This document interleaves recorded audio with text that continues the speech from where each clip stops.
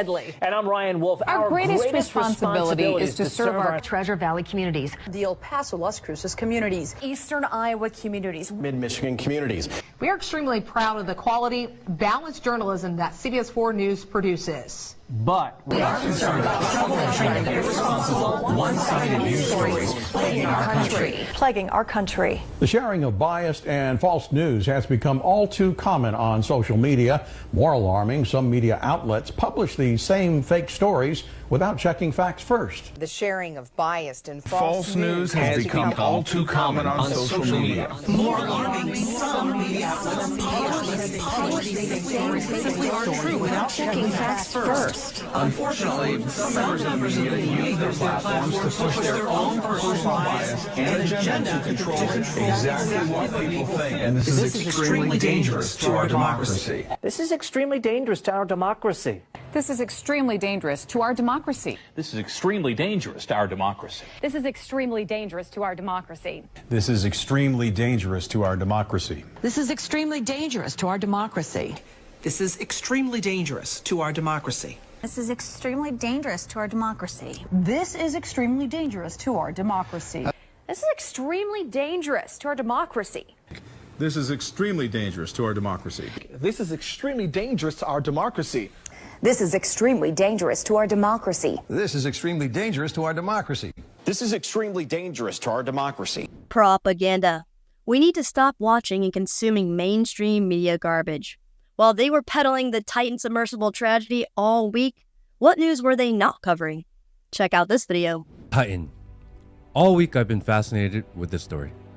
Billionaire trapped in the bottom of the sea in search of the Titanic. It'll take 6 hours to get there and only 8 hours of oxygen. Suspense. Will they live? Will they die? Duped by the fucking media again. Monday, the Titan is missing. Tuesday, there's a banging sound.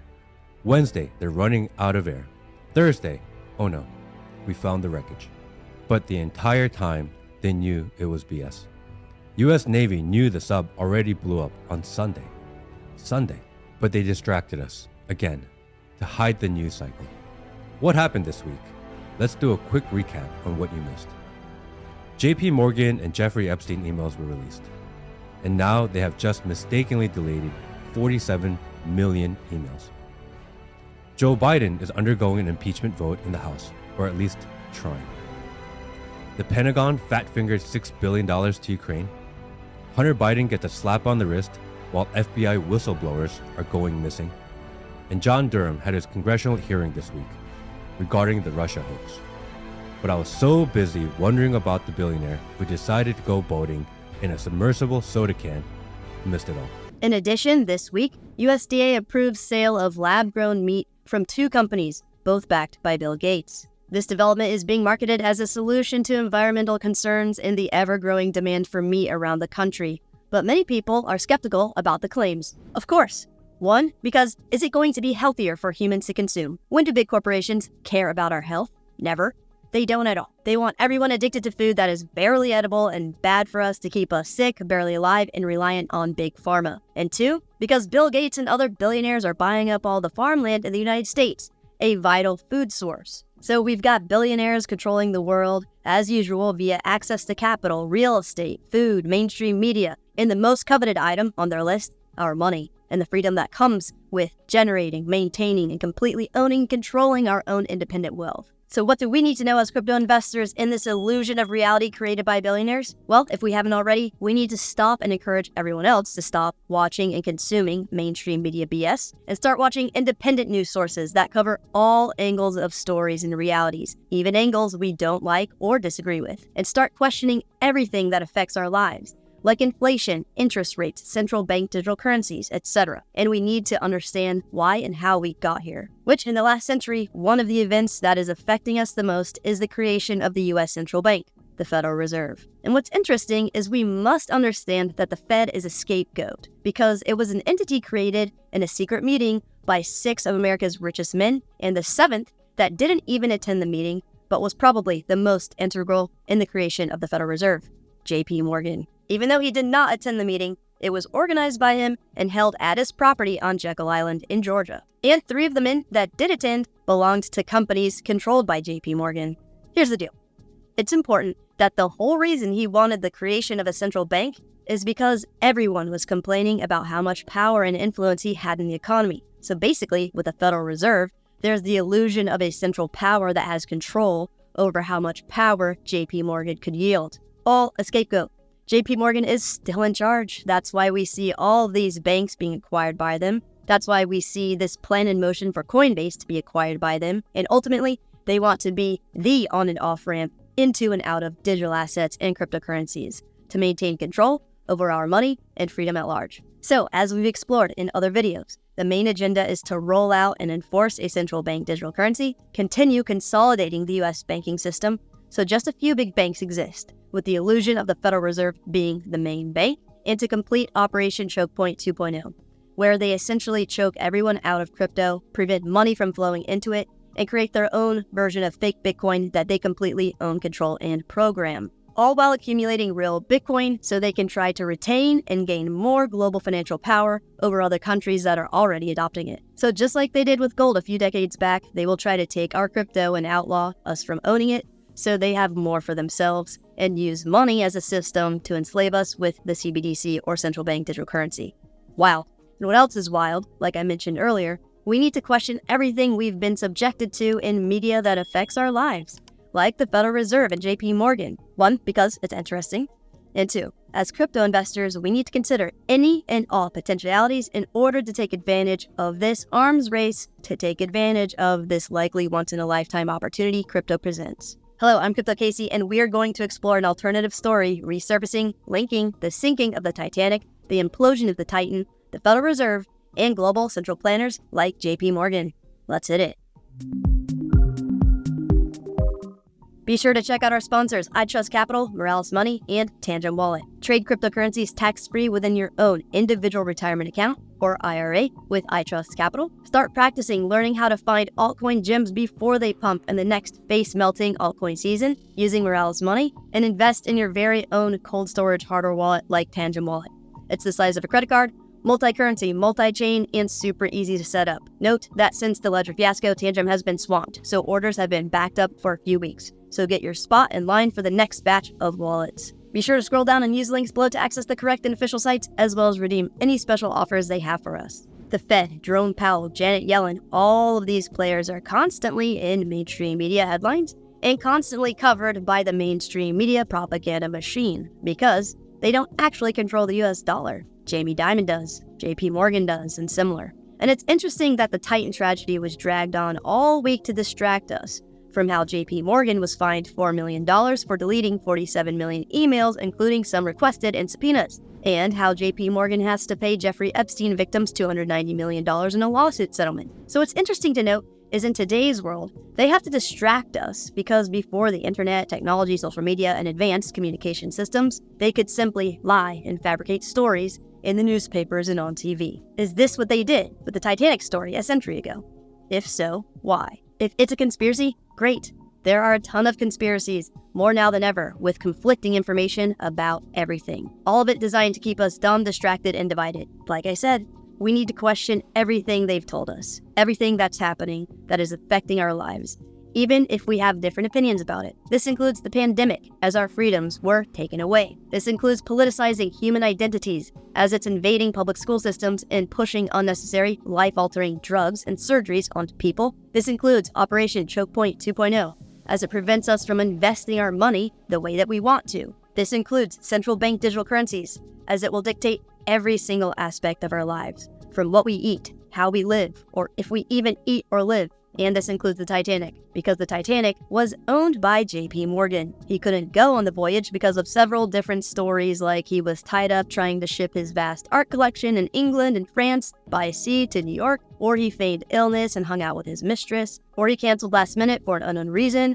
or as the conspiracy goes, the only people that stood in JP Morgan's way when trying to create the Federal Reserve died when it sank, suggesting that the whole event was planned because there weren't enough lifeboats. Some stories from survivors heard an explosion with no mention of an iceberg. Some say the metal used on the Titanic was as thick or thicker than boats that cut through ice, so an iceberg wouldn't have affected it. Also, the 3 men in question that some sources say were in JP Morgan's way of getting the Federal Reserve set up were John Astor, Isidor Straus, and Benjamin Guggenheim. While other sources say no comments about the creation of the Federal Reserve one way or another were ever made by two of the three men, while one of them was in support of its creation. What we do know, one interesting fact, JP Morgan got paid by the insurance company insuring his boat after it sank, and another interesting fact is less than a year after it sank, the Federal Reserve was created and the USA was turned into an incorporated business with its own business ID number. Which is crazy, I didn't realize that.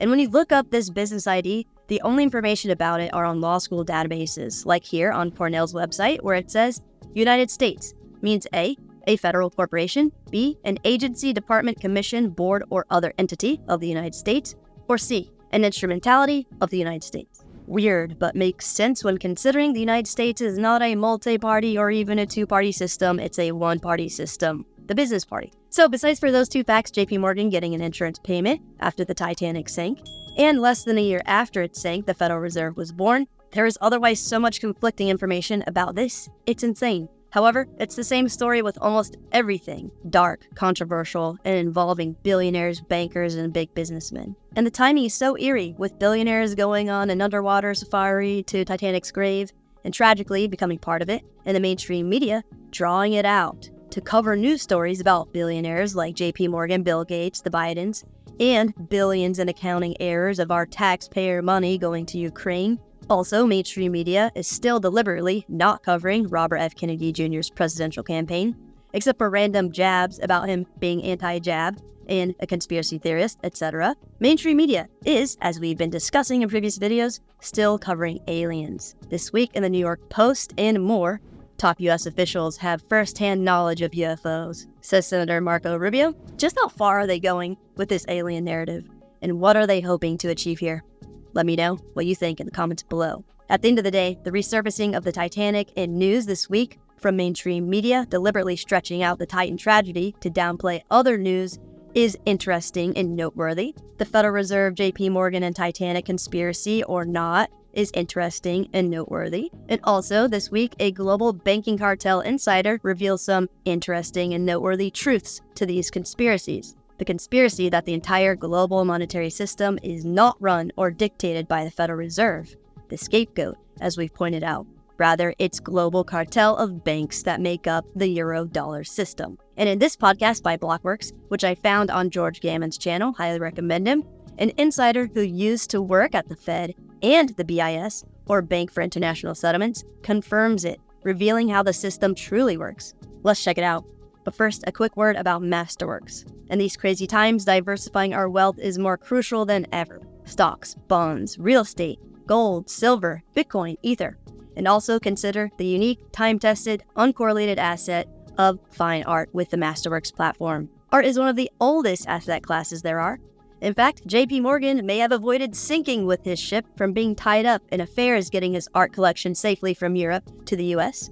So people have been trading art for centuries. Typically, only the ultra-wealthy have had access to fine art investments until now. Masterworks removes the barriers we would otherwise face if we tried to invest in art on our own, because the costs are extremely high for the average investor. So they take this very large asset class, which is roughly $1.7 trillion, and make it accessible to a wider range of investors with their platform that transforms physical art into share-based ownership. Masterworks uses their expertise to select and buy art that they believe to be investment-grade paintings. They file it with the SEC and sell shares of the painting, allowing people like us to own fractions of pieces of fine art. There is a waiting list to join. However, if you use the link below, we can skip the waitlist and start diversifying our investment portfolios into this unique asset class today. So scroll down and check it out. Cool. Now let's check out what Robert McCauley, Global Banking Cartel Insider, has to say about how the global financial system actually works. Bob, if you could just sketch out what the Eurodollar system looks like today, and then we can talk about perhaps how it began. So just to have a little bit of background of the system for the audience.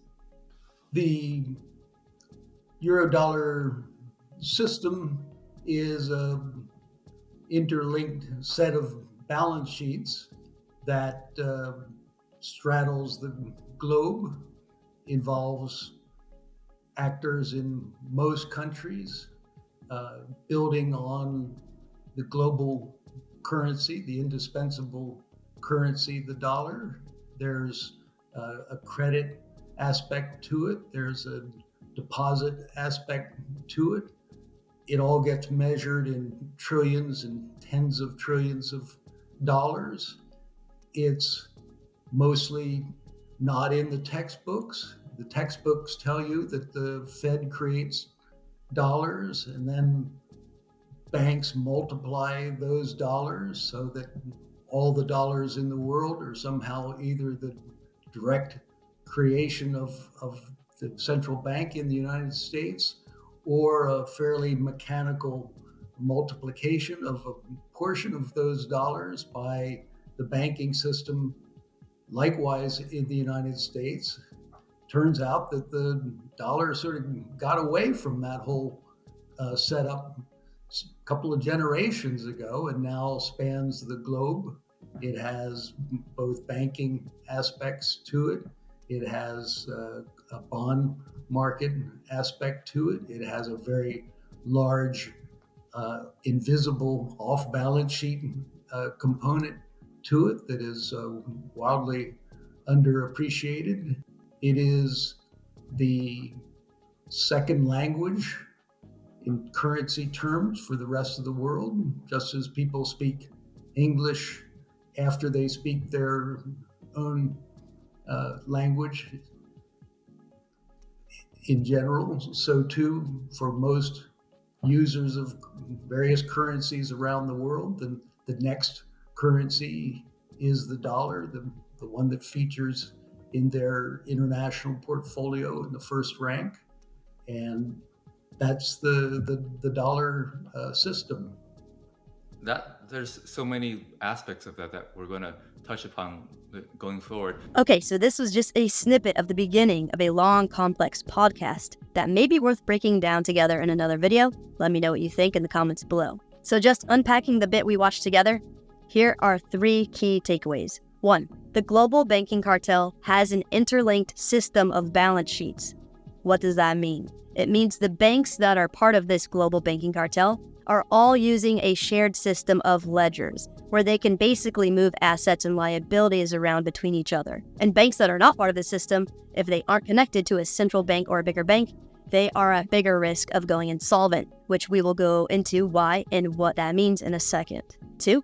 There are a lot more US dollars circulating outside of the United States than inside the United States, which begs the question, how did those dollars get there? If the Fed prints money and controls the dollar, how did most of the money and US dollars get out there? Well, that's because banks are actually the main creators of money, because they can create loans, which is money out of thin air. So we've got banks overseas that issue loans in US dollars, therefore creating new US dollars and putting them into the system. And as Robert pointed out, the Fed lost control over the dollar generations ago from this phenomenon. The Fed has been a farce for longer than we may have thought. And 3, there is an invisible off-balance sheet component to the global banking cartel. Oh, that's nice, and honestly, not all that surprising at this point. So what does this all mean? Well, putting it all together, when we look at the mainstream media that is bought and paid for by global elites, whether it's Bloomberg, New York Post, CNN, or whatever, it's all about the Fed. Are they printing? Are they raising rates? What's up with reverse repos?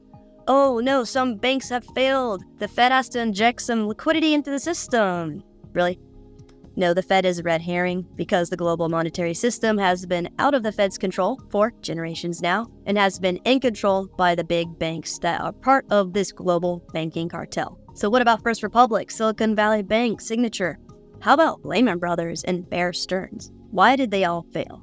Why couldn't the cash they needed just have been created out of thin air as a liability on JP Morgan's balance sheet, or Citigroup's balance sheet, or Wells Fargo's? Well, they weren't part of the global banking cartel. And the banking cartel didn't want them to stay around because they have the power to create as much US dollar liquidity as they want with no limits, because it's not based on reserves, it's based on their network of bank ledgers. And so long as there is trust in the system and enough collateral, their ledgers are infinite. At the end of the day, they want to consolidate the banking system as much as possible, which means the more banks that fail, the more power they gain over the global financial system. So the Fed is a farce, it's a scapegoat, it's an illusion. That's why it's covered in the mainstream media news. To cover the global banking cartel, that actually runs the world. Awesome. If you would like to learn more about why central bank digital currencies are extremely dangerous to our lives and ability to live freely, check out this video. If you would like to finally have that eureka moment about how Bitcoin works and how it can help us maintain complete control and ownership over some of our wealth outside of the current financial system, check out this video. And to get a Tangent wallet to hold your crypto off of exchanges, click on the link on the screen. Like and subscribe for more. Be safe out there.